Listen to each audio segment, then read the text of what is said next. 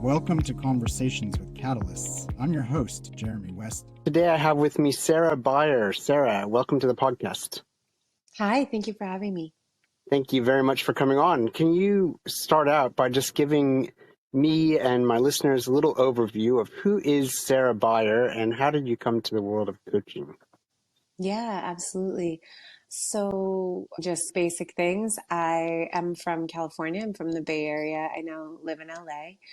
And for most of my adult life, really from the time I was in my late teens until just a handful of years ago, the majority of my career was in dance and performing arts. So, both in teaching and performing. And when you grow up in arts, just like if you grow up in sports, coaching is just a normal part of your life. You're always getting coached. And there's this kind of mindset and approach that's drilled into you of like constant improvement being normal and like being your goal. And so growing up, I always had coaches in my arts life. And then in my 20s, I worked with life coaches and business coaches because in my dance life, I was entrepreneurial. I owned a dance studio, I've owned an art gallery, I've done a lot of different types of work as an adult, but never, for the most part, never having a day job. And about almost 10 years ago, I got certified in life coaching, but I had already been a certified personal trainer, a healthy lifestyles and habits coach, a bunch of things that kind of go alongside of working in dance and movement. And then I got certified in life coaching, NLP, success coaching. And I originally started my coaching business thinking I was going to mostly be working with other people in dance and in the arts. But what I learned from many years of teaching in the creative process space is that most of the time the things that people needed help with didn't really have anything to do with dance. Like everyone's questions are like, who am I to do this? Is it boring? Does anyone care? How do I charge for this? Can I really put this out there? What if people don't like it? How do I lead a group without ever making anyone mad at me, which is impossible? And like those kinds of things where I realized like this doesn't really have anything to do with dance. I could help people with these topics in any area where someone is creating something that matters to them and feels insecure about it. And also in any area where people are really good at something, but they don't really know much about business and kind of feel turned off about the business side of what they want to do. And so I really stepped into doing this full time. I started the business 9 years ago and I stepped into doing it full time in 2019.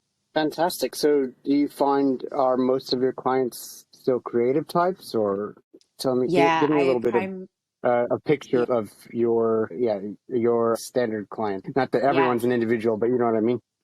absolutely. Yeah, I tend to work with creatives. I call them heart-centered service providers. So sometimes coaches, but like dance movement therapists, yoga therapists, Reiki practitioners, massage therapists, Pilates instructors, people who have spiritual type businesses. So readers and mediums, people who most of their work is centered around helping people. Those tend to be the people that I work with. Okay, so it sounds like it's more teachers or coaches or somebody who's helping others in this education Yeah. sort of role or coaching or yeah. Okay. And what would you say is the core philosophy behind your coaching if you put it in just a few sentences?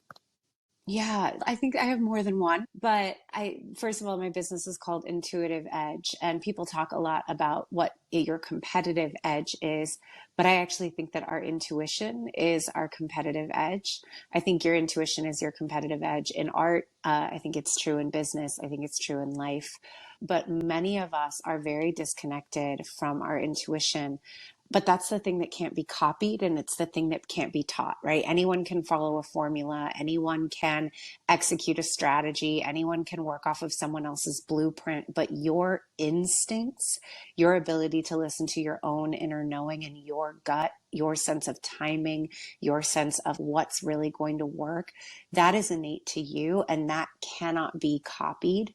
It can only be honed, expressed, and experienced. So what that ends up translating to in my work is helping people really get in touch with and act on their own intuition. And that might sound like a gimme or like a fluffy thing to say until we consider that most of us don't put our own inner knowing at the forefront of our decision making, especially when we're going into business. We're thinking, what should I do? What would somebody else do? What do my mentors do? What is my family going to want me to do? What are other people going to think of this? What are people going to like this? And we're putting all of our thought process around what we think other people are going to think or what we've been told will be successful versus what our inner knowing says is the right move, and shifting into relying on ourselves and on our inner knowing and on our gut is a process for most of us that takes a tremendous building of self-trust to be able to do. Yeah, 100%. So tell me a little bit about how you help someone to get in touch with their own intuition. That is where it gets very individual, because that starts with, where have you lost track of it? And what is your actual life like? What was your upbringing like? What are your relationships like? If I'm doing this with someone who has, say, a lifetime history of people pleasing and codependency, it's going to look very different than somebody who has a lifetime history of maybe being like a type A high achiever. So that process is where things get more individualized. But so much of it is about questions, right? I think good coaching is about asking questions and having someone who's available to ask you the type of questions you're not able to ask yourself. And we're not able to ask them to ourselves because there's that phrase, you can't read the label from inside the bottle. The things that we think, the things we believe, the way that we think the world works, most of the time they're pretty locked in and we don't think to question them. It takes having someone come in from the outside who's really listening to you to pause you and go, wait, that thing right there that you just said, what do you mean by that? Or what do you really want to do? What feels really important to you in this? What is bothering you about this situation? How would you want to handle this? If you weren't worried about how so-and-so would react, what would you do? And leading them to the types of questions that they may not have been asking themselves, and starting to show them. It's funny, this is a recurring dream motif, but if you could imagine that you've been living in a house your whole life and all of a sudden you just turn and look to the right and you realize there's a whole wing of the house you never noticed before and you've just never gone in that wing. I feel like that's something that happens, like as people are going through this, they like suddenly realize there's this whole way of being in their life that they just haven't been accessing that is available to them, and start opening themselves up to it. Yeah, that when you talk about that, you can't read the label from the inside, and it takes someone questioning from the outside. It reminds me of a time I had with a client where I work with people who are recently out of long-term relationships, and so she was telling me, I don't have any feelings for him anymore. I'm over that relationship. And then she started describing how angry she was at him, and I was like, is anger a feeling? And she realized she did have feelings for him. They just weren't love feelings, and she wasn't over over it. But can you, yeah, because everyone's such an individual, as you say, and the process of helping people find their intuition is very individual, without using any real names, could you give us a bit of a success story of someone who started working with you and couldn't tap into their intuition, and then what happened along the way and where they ended up? Yeah, what's actually coming to mind, and I hope that it's okay if I veer a little bit, is like current clients that I'm working with Yes. now. And I will say that with life coaching, it's different than with business coaching, but I'll give a couple of different examples. So in business, what this looks like a lot is people who build businesses where the way that I've been thinking about this recently is that so often we get the instruction to build a business and to operate inside our zone of genius. I'm sure you've heard this before. Be in your zone of genius. But for a lot of the people I work with, their zone of genius is large. There's a lot of things that they're good at. There's a lot of different skills that they've cultivated. There's a lot of things that they are good enough at that they could charge money for. And so say you built a business and your questions as you were starting were, this is the thing that I'm certified in this, or I have a degree in it. People always ask me for help in it. People tell me I'm so good at this. People tell me I would be so successful at this, or this was the thing that I thought would be the most lucrative and the safest bet. And so I built my business doing this thing and it is successful. And then they get to a point where they're like, okay, so I built this successful business and I'm not happy here. I don't love this. I'm not excited by it. And then all of a sudden they feel resentful and they can't figure out why. Or they find that they don't want to market their programs. They're sick of it. They don't want to, they are like, for some reason, they're like, I can't figure out what's going on. Or they are marketing, but they're not getting the results they used to get. And people aren't signing up anymore. And it's because there's this energetic disconnect where inside they're like, oh, I actually don't want to do this. And so what happened is you built a business inside a zone of genius for you, maybe a zone of excellence, but it wasn't your zone of highest excitement. It wasn't the thing that lit you up. It wasn't the thing you're the most passionate about or that you're the most driven to spend time in. It was what you thought would be the most successful. And so there's a shedding process of, first of all, recognizing, okay, what is it you really want? And I've worked with people to go, oh, yeah, I built this business and it's working. And I know that I could drop an offer tomorrow and a bunch of people would sign up for it. But then I wouldn't want to serve those people because I don't actually want to do this anymore. I don't love this thing. I actually want to do this fully different thing. And I'm scared to do it because now I know that this one offer I have is safe and it always sells. And what if I offer my new thing and it's not as safe and it doesn't sell? And what it feels too risky. And I'm going to have to go through losing people because there are people who only follow you for this one thing who are going to leave when you change course. And so I've worked with people on first recognizing why it is that they've gotten to a point where you've built a business, but you don't really love it anymore, and what it would look like to think about what you really genuinely want to do, and then to work through all the fears that come up around what if I change direction and I lose some things, and then slowly starting to put out the feelers into moving in that new direction. And then what always happens is you lose some people and other people are really excited and other people come with you and other people join and you show yourself that it's okay to pivot and it's okay to change directions. And then you feel more confident to keep moving along the path of doing the thing that you really want to do. So I give a very generalized story without giving details of someone's business, but that's something that I've helped help multiple people do in their business when they're more established. On the life coaching side, it can look a lot like, for adults who grow up people pleasing, I've had people come to me, especially in their mid to late 30s or early 40s, where they realize that they've spent their whole life doing what other people wanted them to do. They were a straight A student and they were a good kid and they did everything that they were supposed to do at home. And then they went to college and they got the degree and the thing that was going to be really lucrative. And then they got the good career and they got married and they got the house. And then they look around and they're like, I don't even know what I like. I don't know what I like. I don't know what I'm like. I've spent my entire life doing everything everyone else wanted me to. And now I'm sad and I'm resentful. I have a lot of anger. I'm just not happy. I'm depressed. Maybe I'm like reading all these self-help books and I think I'm the problem. I feel ungrateful. I can't figure out what's wrong with me. Why am I not happy for this life? And working with people to understand, like, you're not doing anything wrong. And it's not that you're ungrateful or unappreciative of the things that you have.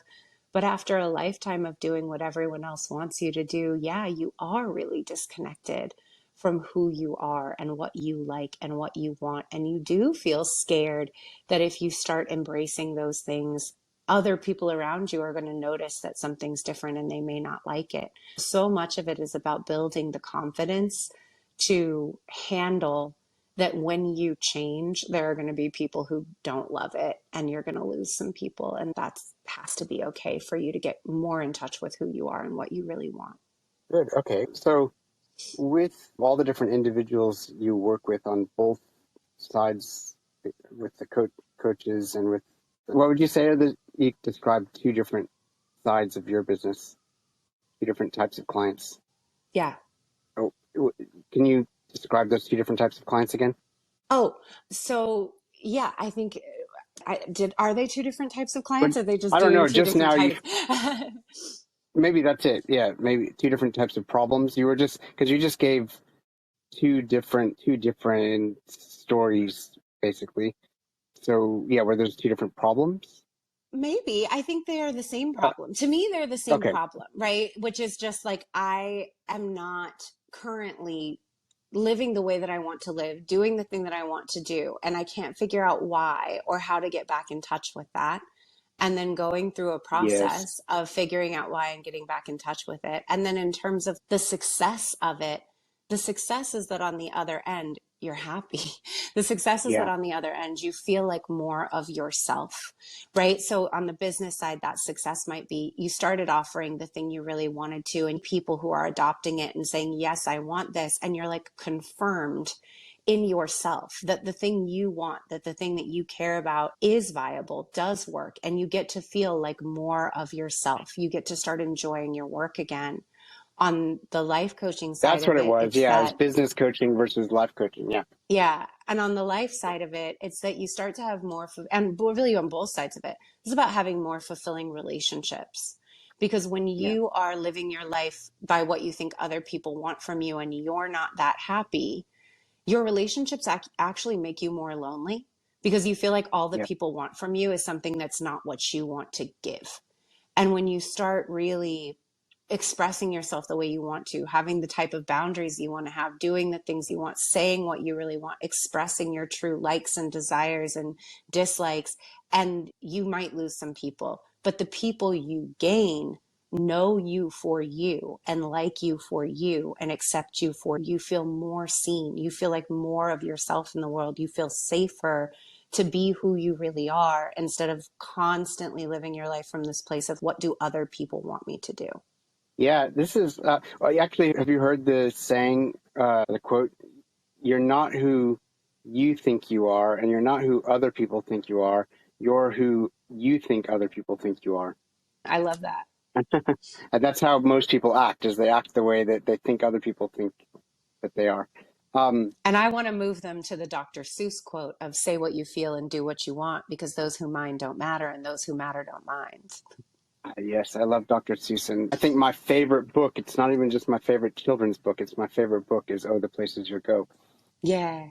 What was I going to ask? So with the, what would you say are, oh, I know what I was going to say. As I've been doing all these episodes, I think this is 16 or 17, whatever it is, I've realized when I first started coaching and I was trying to carve out my own niche, I was thinking about calling myself an identity coach. But as I've just discussed coaching with 17 different coaches in all different niches, I've realized that's what every coach is, an identity coach. It's all coming down to finding who you truly are and living as your true self.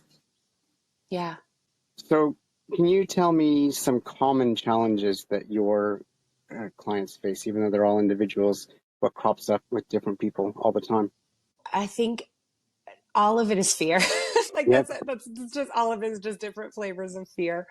Because like lack of boundaries is fear and not wanting to market in your business is fear and being worried that if you follow what you really want to do people aren't going to buy it or aren't going to like it is fear, right? Everything, it's pretty much that. I think that what we're all working with everyone on is always fear. Yeah. And how do you work through that fear with people? I Again, this is, it depends on what it is and everything is a little bit different, but I think that one of the biggest problems I see across the board, and I'm going to try to say this in a way that makes sense because I think it applies to everything, right? It's not that this is different in business or in life. I think this applies to everything. I think that a common misconception in life is that you have to feel differently about something before you can take an action. So if it comes to body image, people might be like, well, if I loved myself, if I felt like I loved myself, then I would be kinder to myself and I would speak more nicely to myself and I would go to the gym and I would eat well. But right now I don't feel like I love myself, so I don't do those things. So I want to focus on changing how I feel about myself and then I will be able to do those things.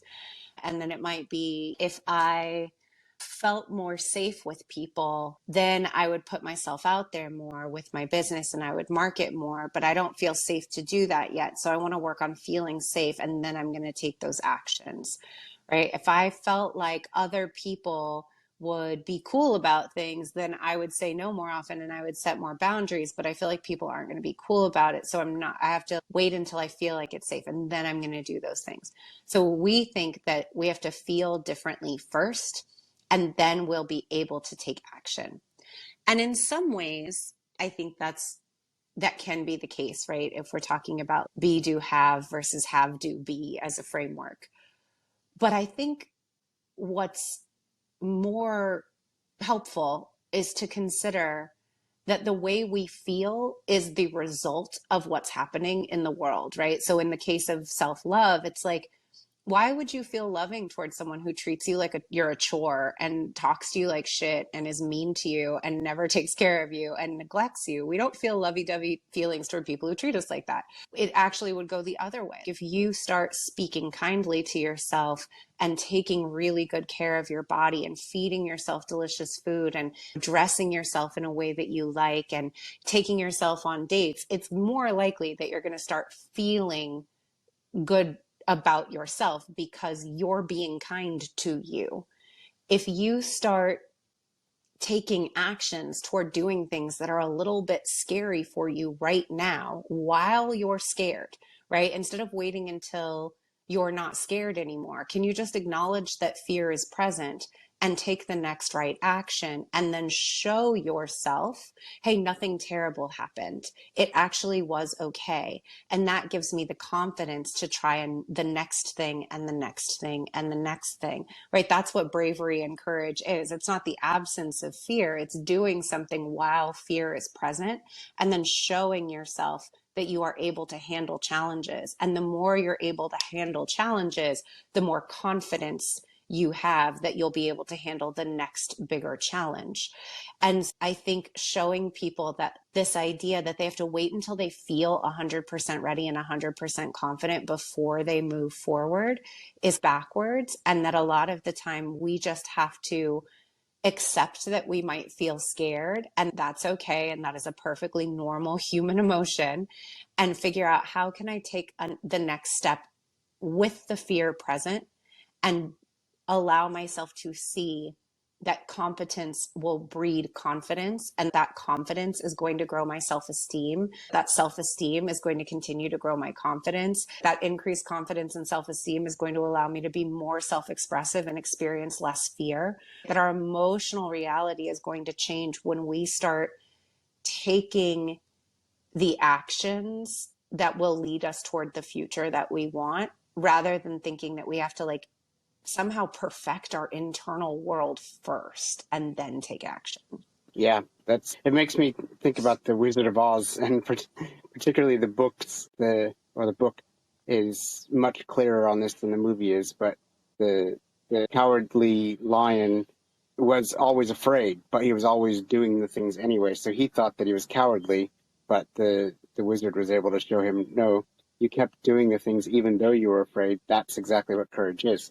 Yeah, and it reminds me also of motivation. People think that they need to wait until they feel motivated to do something, but motivation actually comes once you've started doing, the smallest bit towards it that you can do. And when you're not feeling that motivated, then the motivation starts coming as you start doing. Absolutely. And I mentioned the be, do, have versus have, do, be framework. And just in case any of our listeners don't know what that is it okay if I share a little bit about what that is? Yeah, thank you very much. I didn't catch you to to say, Yeah. please explain that. I was going to So, actually quickly, no, we'll go back to that, but I might have you explain NLP as well. But go ahead with oh yeah. yep, go ahead with So, the you have and have. Yeah. many people operate from have, do, be, and I'm going to use a business example, which is if I had more money, then I would invest in a business coach to help me grow my business. And then I would be a successful business owner, right? So if I had the money, I would do this action and then I would be the kind of person who gets the results I want. That is usually backwards. So what we want to do instead is go be, do, have. If I was a successful business owner, what actions would I take? And that's going to lead me to having the result. So to start with, what is the identity of the person who does this thing? The identity of a successful business owner is a successful business owner would invest in the coach, even if they had to get a grant for it, or maybe go into a little bit of debt for it, or put it on a payment plan, because they know that they are investing in their success, and that investment in their success is going to give them a return on that. And then when they do that action, they're going to have the result of the more money. And so when we're thinking about these things that we want to do, sometimes an easy way to work it is to start with, okay, who do I want to be? Okay, I want to be this successful business owner version of myself, or I want to be this really expressed, outgoing version of myself. Great. Describe what that person would do. How would they dress? How would they talk? How would they move through their day? What would they do in the morning? Where would they work? Who would they hang out with? What car? Like every single thing you can think, list it all out. And then look at what would this person be doing day to day and write that all out. And then look at the list you made and say, okay, if I started doing these things, what's the likelihood that I would have the outcome I want? And usually you've just written yourself a straight up map of here to there. And if you can start doing those things, you will start to have those results. And so it's allowing you to invert the process and start with becoming the version of yourself that you're trying to become, rather than thinking, I need more resources first, or I need more support first. I need more proof that it's going to work first, and then I'll take the action, and then I'll be that kind of person. You just flip it the other way around. Yeah. Fantastic. And then, yeah, could you just give a little bit of an overview of what NLP means? Yeah, NLP is neuro linguistic programming.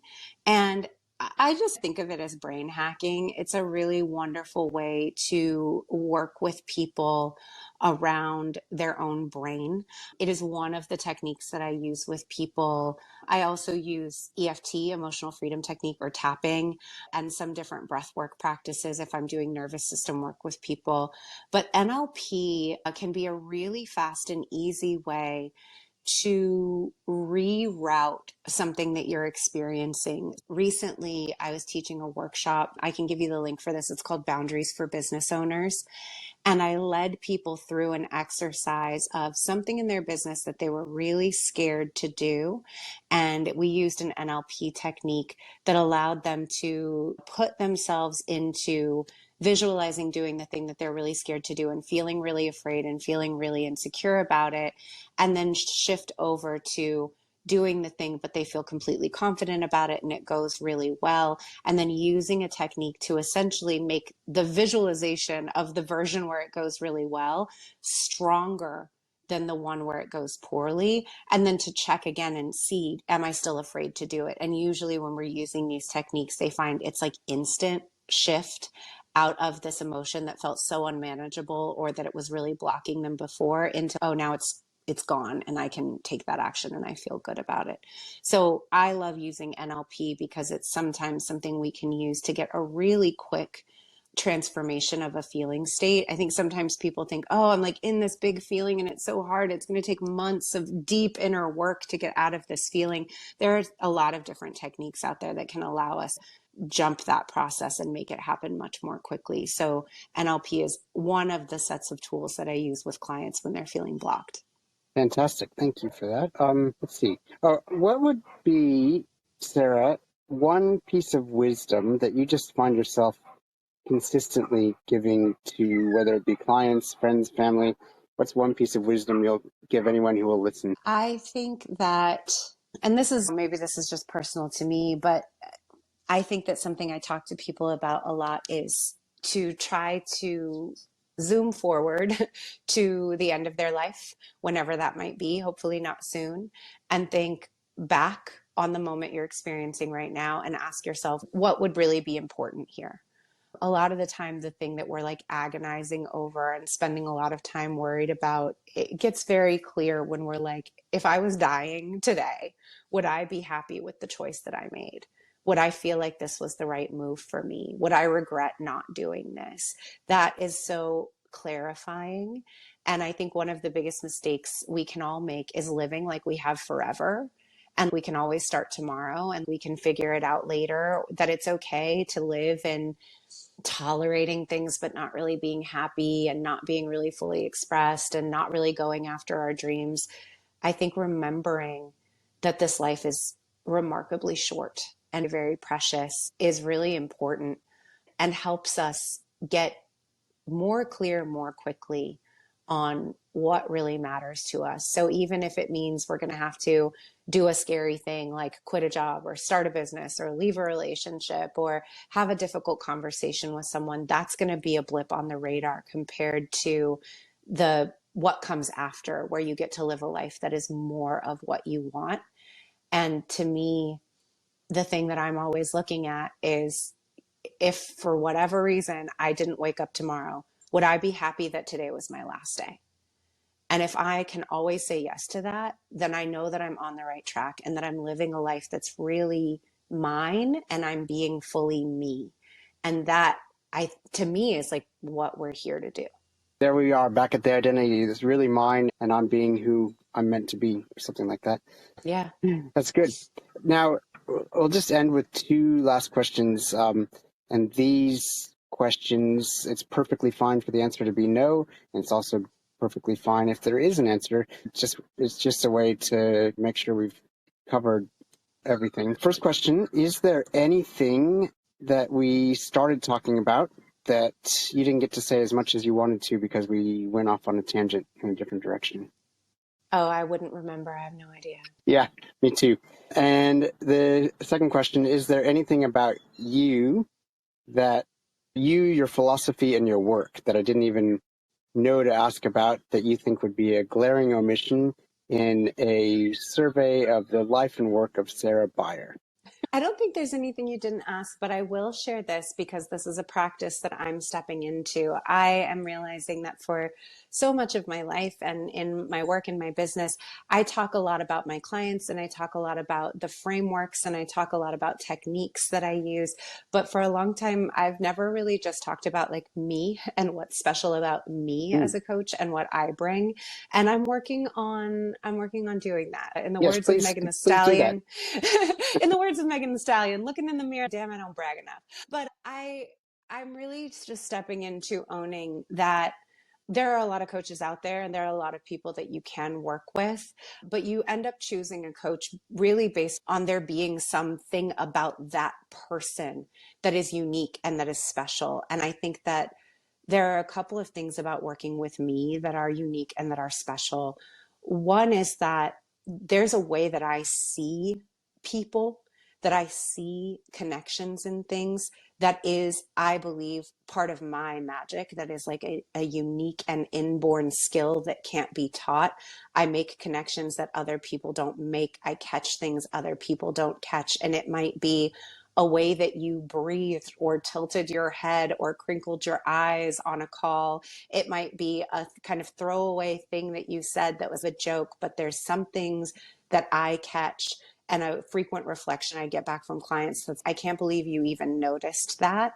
That helps us unlock the door into getting into something that you just never have gotten into before. And that is a unique gift that I have. Another is that I'm very psychic. There are just things that I know, that I sense. And again, I think that that is a unique inborn ability that I have, that I bring into the spaces that I'm in and the clients that I work with. And I am very skilled. I have this large toolbox. I have a lot of things that I'm trained and certified in. And so there are some coaches that just do, on the business side, they just do strategy and systems and marketing and like the how to do it.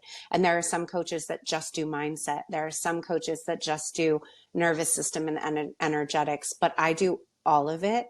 And it's because I believe that we really need all of it. And sometimes we need it at the same time, right? People cry when they're doing their taxes. It's not because of the strategy of how to do taxes. There's something else happening. And we need to be able to bounce back and forth between the how do we execute and what's going on the inside. And I feel like I am really gifted at being able to bridge what's going on the inside with what's going on the outside to help people get the results that they're looking for. And I'm just starting to own and say more. Those are things that are just uniquely me that I bring to this work that I'm proud of. That is such a fantastic answer to a question that I haven't formulated yet that I'm going to now for every other guest that I have. Thank you very much. And yeah, is there anything else you wanted to share? Oh, yeah, anything else before I get you to No, I think, plug where people can find you? yeah, I think we did it.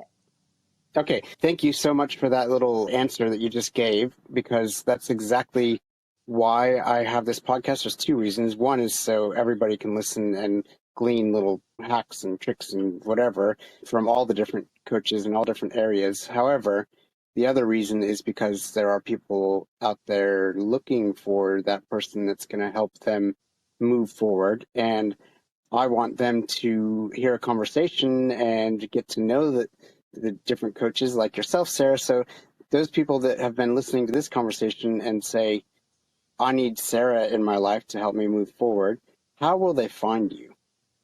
Yeah, you can find me on pretty much all the things on the internet at Intuitive Edge Coaching. So intuitiveedgecoaching.com is my website. I have a YouTube channel. It's just Intuitive Edge Coaching on YouTube. I'm on Facebook. I do have an Instagram, though I'm taking this year off of Instagram, which has been delightful, but there is a lot of content there. It's just at Intuitive Edge Coaching. I have a podcast called the Elemental Entrepreneurship Podcast. And my name, Cera Byer. I'm very findable. I'm in all the places and I have a lot of fun stuff going on. And I would love to work with anybody who hears this and feels like I'm the person for you. I'd love to work with you. So your podcast is the only thing not called Intuitive Edge. Yeah. So elemental entrepreneurship is the framework that I teach business through. So Yeah, my membership is called Elemental Entrepreneurship. And that's also the name of my podcast. cool. I love the name Intuitive Edge as well, because it describes, to me, it describes you and who you are. And then it also describes what you're helping the clients find in themselves. Thank you. Fantastic. Thank you very much, Sarah, for coming by, and I will talk to you again soon. Thank you.